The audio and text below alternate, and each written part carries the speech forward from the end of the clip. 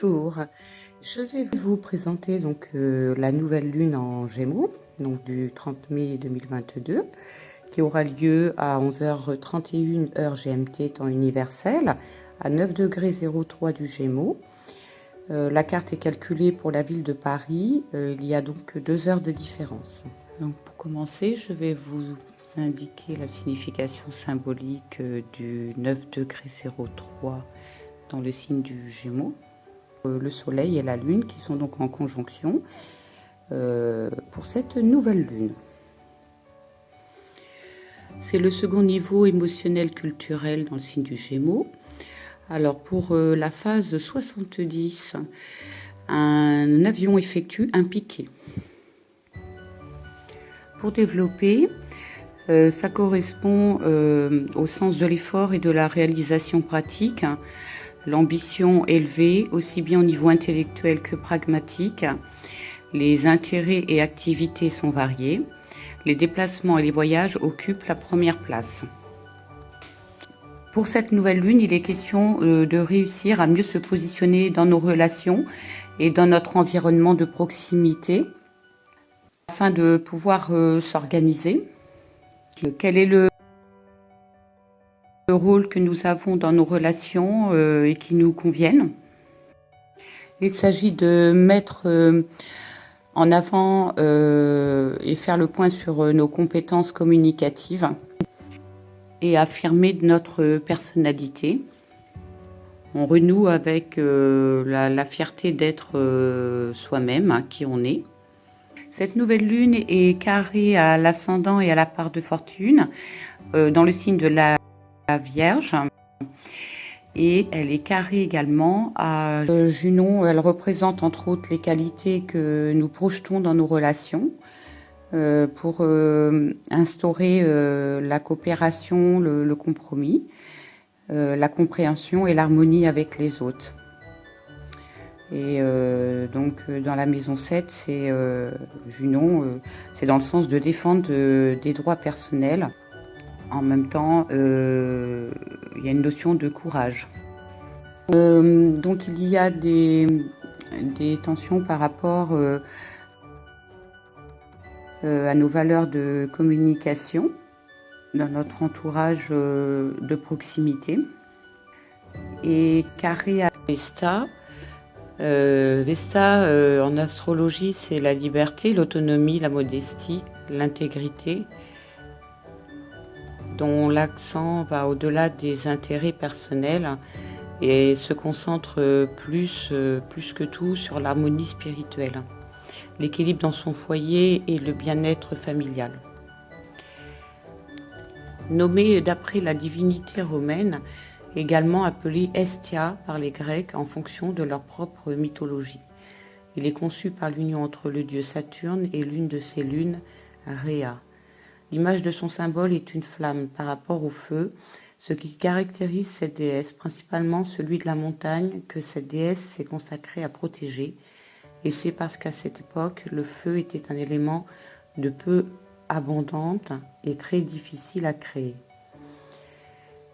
C'est pourquoi sa protection était nécessaire, le tout dans le but d'empêcher qu'elle ne s'éteigne.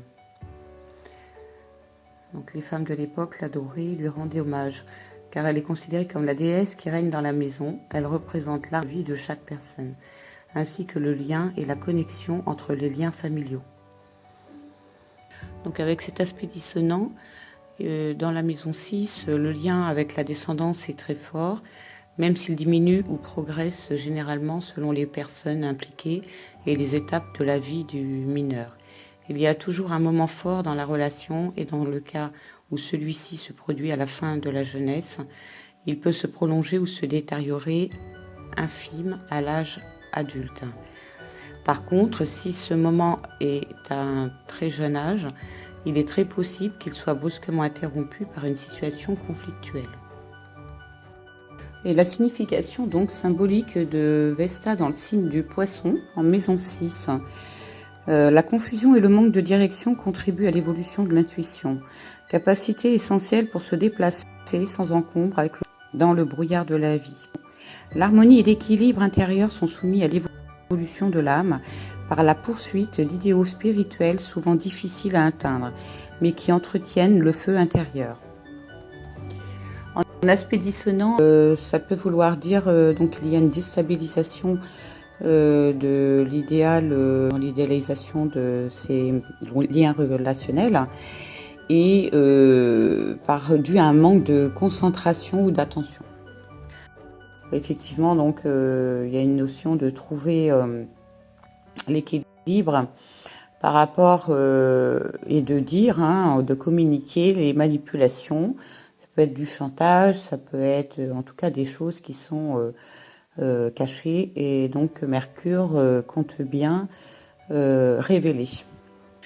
Donc Mercure est rétrograde donc dans le signe du Taureau en maison 9. Il est maître du signe de la Vierge à l'ascendant et maître de cette nouvelle lune en maison 10 en Gémeaux. La maison 10, c'est le but à atteindre de l'objectif dans tous les domaines de notre vie. Dans le signe du Taureau, en lien avec nos valeurs essentielles et en lien avec les hautes instances, puisque la maison 9 est représentée par le signe du Sagittaire et dont c'est Jupiter qui maîtrise cette maison. Alors Mercure est sextile à Neptune et trigone à Pluton. Alors pour le sextile à Neptune, ça favorise l'expression intellectuelle des impressions et des sentiments. Elle a une grande intuition intellectuelle qui lui permet de comprendre les choses. Trigone à Pluton, c'est tout ce qui est caché et en même temps les manipulations. Pluton maîtrise la maison 3 en Scorpion, donc facilite la révélation de manipulations. Donc ça peut être au sein de la fratrie, de voisins, de personnes à proximité, puisque la maison 3 correspond aux frères, sœurs, cousins, voisins, et puis les petits déplacements. Mercure est aussi donc carré à Saturne en maison 6. La maison 6 qui parle donc du quotidien, en lien avec la santé, le travail et les animaux domestiques. Saturne, c'est le temps, la rigidité, le frein et tout changement est empêché. Alors Mercure, ça correspond donc aux frères, sœurs, les amitiés intellectuelles, les commerçants et même aussi les voleurs. Et cette planète, donc, elle prend de l'importance à l'adolescence, lorsque la curiosité intellectuelle du sujet s'éveille, qu'il commence ses études et construit des liens amicaux. Donc Mercure, c'est le point clé de cette nouvelle lune. Mercure, c'est qui, c'est quoi? Donc il représente la communication, les déplacements, les moyens de communication, la pensée, les écrits. Quand il rétrograde, il ralentit, donc et il revient sur ses pas, comme si il y avait des choses à revoir, et en même temps, pour vérifier s'il y a eu des oublis dans les communications, des erreurs, des écrits qui vont modifier certaines situations, donc en lien avec la justice. Pour régler ce qui n'est pas éclairci, pour apporter une autre compréhension, une autre réalité sur ce qui est soit acté ou a été communiqué. En fait, il apporte une nouvelle clé de compréhension, une autre vérité, une autre réalité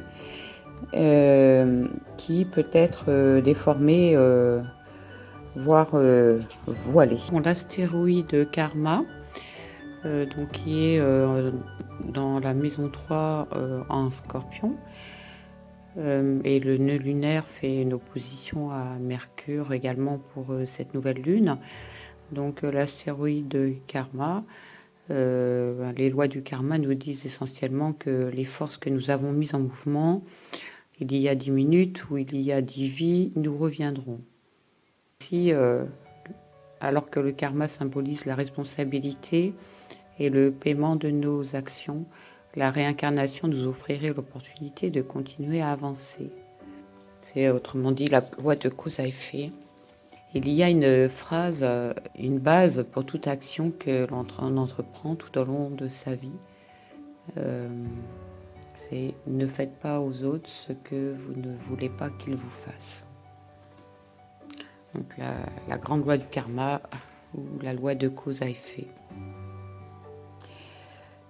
Dans le signe du taureau, donc dans le zodiaque, qui représente la maison 2. La maison 2, c'est nos acquis, nos possessions, nos ressources, nos biens immobiliers, ce qui nous appartient ou qui nous revient, puisque c'est l'axe 2 et la maison 8. C'est aussi nos valeurs affectives, tout ce qui fait une base de notre bien-être et se sentir bien chez soi et avec les personnes qui comptent pour nous dans notre vie. Et ça permet donc de stabiliser notre bien-être, installer une certaine stabilité affective en fonction de nos sentiments et nos besoins. Mercure en 9, donc c'est les grandes autorités, la justice, le lointain, les grands déplacements ou ce qui est au loin. Ça peut être aussi des liens éloignés, avec les autorités de justice, avec un lien de distance, d'éloignement, avec des personnes éloignées. Ça peut être représentatif de situations en lien avec nos acquis, nos communications,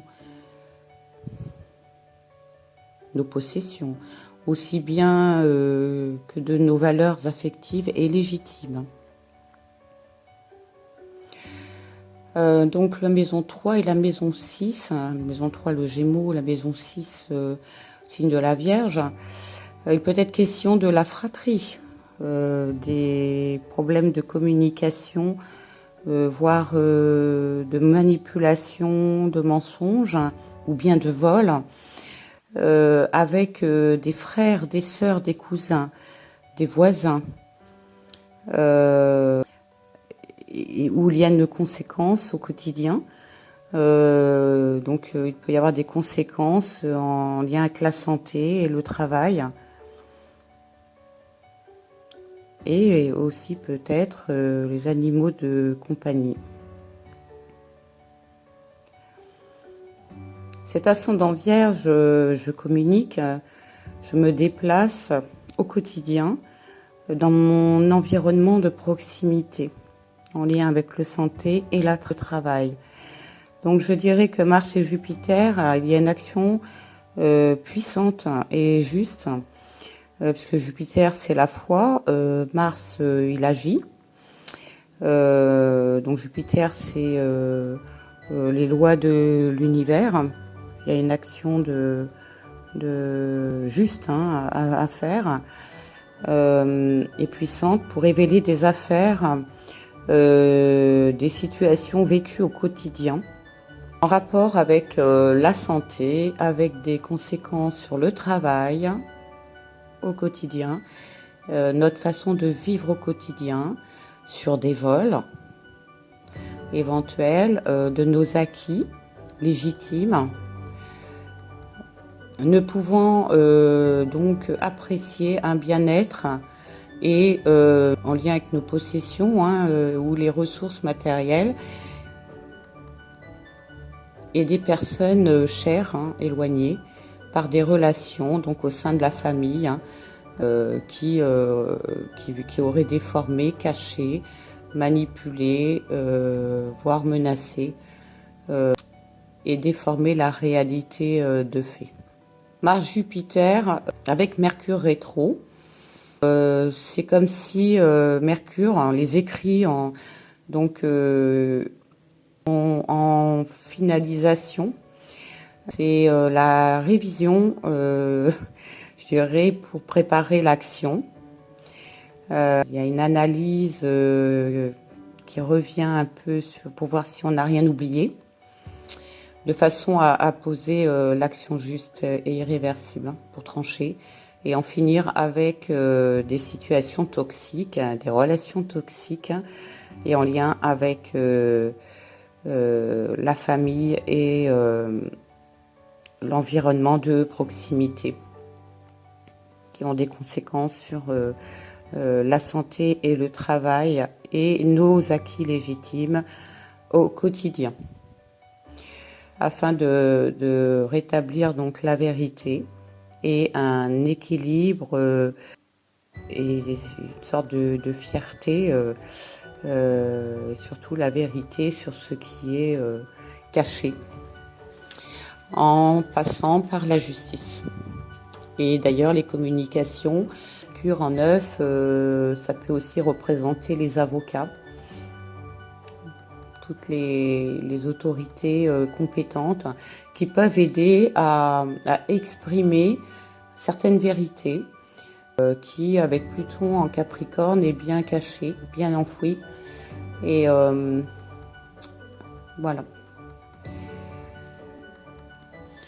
Le nœud sud, donc, qui est toujours en Scorpion, pour cette nouvelle lune en maison 3, le signe du Scorpion est donc en maison 3, dont Pluton maîtrise le Scorpion.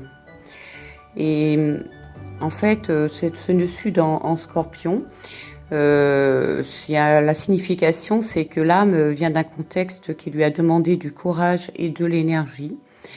La personne a vécu des transformations successives qui lui ont appris à se battre et à lutter sans relâche. Secrète, passionnée, intense dans ses réactions, elle a eu un ascendant sur les autres par son magnétisme et par une action souterraine. Fascinée par tout ce qui a trait à la vie et à la mort, elle a été en contact avec l'occulte familière et intéressée par la frontière qui sépare le visible de l'invisible. Elle a été impressionnée par des expériences fortes. La personnalité a connu des prémonitions, un instinct sûr qui l'a guidée dans les moments difficiles. Elle a eu le sens de la survie. Malgré ténacité, colère, rancune, ont activé ses motivations. D'autres aspects karmiques, elle a pu être en contact avec des ambiances de perversion, que ce soit par le pouvoir de l'argent ou de la sexualité. Elle a appris à relever les défis, à aimer le pouvoir et à se dépouiller lorsqu'il le fallait. Les réactions passionnelles et un comportement destructeur ou autodestructeur sont à dépasser dans cette vie. Les situations actuelles qui réveillent des ambiances passées peuvent mettre en marche un système de défense exacerbé, un ressenti excessif qui peut engendrer le dégoût ou l'agressivité. La vie demande de quitter des réactions instinctives pour mettre la paix au fond de soi. Donc Jupiter et Mars sont en carré avec la Lune noire dans le signe du Cancer, en maison 10. Avec la Lune noire en Cancer, on a une place particulière à prendre dans l'histoire familiale. L'imaginaire, qui est un univers privilégié du signe, est à canaliser avec une tendance à déformer la réalité et à en souffrir. Les émotions sont parfois amplifiées par une imagination qui déstabilise. Le Cancer peut aussi avoir un lien avec la nourriture, symbole du sein maternel et nourricier. On peut y rencontrer parfois des comportements irrationnels sur ce plan-là, et donc des sentiments d'insécurité en lien avec la notion de nourriture. La lune noire en maison 10, dans le signe du Cancer, le signe du Cancer représente la maison 4, nos racines, notre foyer, nos parents.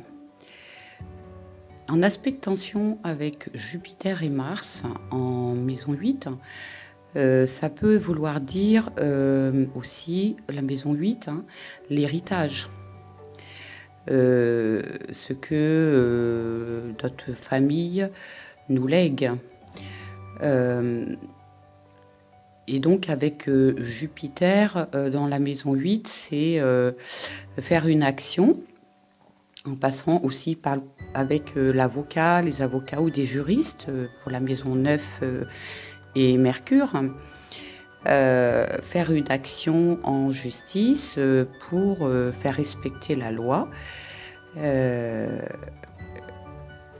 D'autant plus que Jupiter correspond au signe du Sagittaire, qui représente la maison 9, où est Mercure et le Nord Uranus,